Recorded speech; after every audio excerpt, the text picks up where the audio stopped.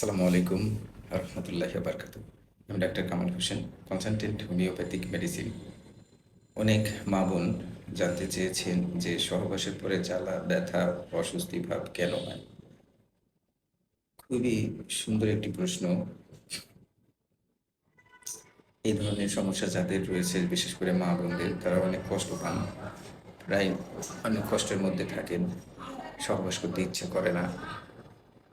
স্বামী সহবাস করতে চাইলে তাদের সাথে কথা কাটাকাটি হয়, ঝগড়া হয়। কেন হয়? কারণ সহবাসের পর তাদের আগুনের মতো জ্বলে, অস্বস্তি ভাব লাগে, কষ্ট হয়। যেটা কি পরিমাণ কষ্ট একমাত্র যার এটা রয়েছে সেই বুঝতে পারে। তা আসুন, কি কারণে এই সমস্যাগুলো হয় বিস্তারিত আলোচনা করি। মূলত ইনফেকশন, যেটাকে বলি আমরা ডাক্তারি ভাষায় ইউটিআই বা ভ্যাজাইনাল ইনফেকশন। আবার অনেক সময় শুষ্কতা, যেমন লুব্রিকেন্ট কম থাকলে এরকম হতে পারে। তারপরে হচ্ছে যে ফাঙ্গাল ইনফেকশন বা চুলকানি, সাদা সারের কারণে হতে পারে। অথবা সার্ভিস বা ভেতরে যদি কারো প্রদাহ থাকে সেক্ষেত্রে হতে পারে। আবার কারো ক্ষেত্রে যেমন অ্যালার্জি, কন্ডোম, সাবান বা কেমিক্যালের কারণে ইউজ করার কারণে সমস্যা হতে পারে।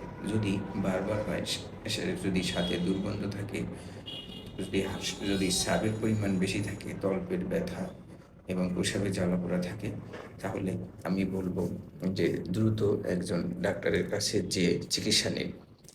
এই সমস্যা সমাধান কিভাবে করবেন? যাদের এই সমস্যাগুলো রয়েছে, মূলত আমি বলব যে সবসময় জায়গাটা পরিষ্কার পরিচ্ছন্ন রাখবেন। সাবান ইউজ করবেন না, একদম সাবান ওখানে লাগাবেন না। জায়গাটা সবসময় পানি ইউজ করার পরে সুতি কাপড় দিয়ে ভিজায়, মানে সুতি কাপড় দিয়ে জায়গাটাকে শুকনো করে রাখবেন। সহবাসের সময় যাদের এই সমস্যা রয়েছে, আমি বলব যে অনেক সময় হাসব্যান্ডরা থুতু ইউজ করে। থুতু ইউজ করতে দিবেন না। তার পরিবর্তে অলিভ অয়েল অথবা নারকেল তেল ইউজ করতে বলবেন। আবার অনেকেই আছেন যে দোকান থেকে জেল কিনতে পাওয়া যায়, ওই জেল ইউজ করেন। জেলটাও ইউজ না করা ভালো। সবাইকে বলবো, সকল মা এবং বোনদেরকে আমি বলবো, তাদের আপনাদের পার্টনারকে বলবেন যেন তারা সবসময় অলিভ অয়েল অথবা নারকেল তেল ইউজ করে।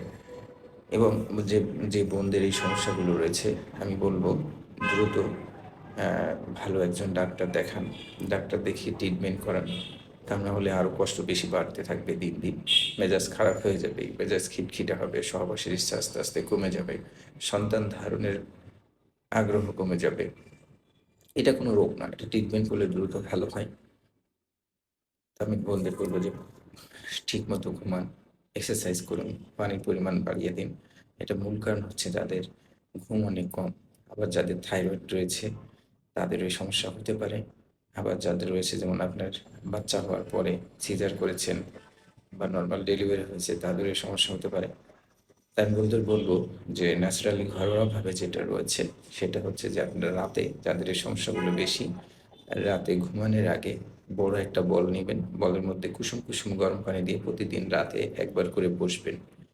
জয়ের জায়গাটা ভালো মতো ক্লিন করে রাখবেন।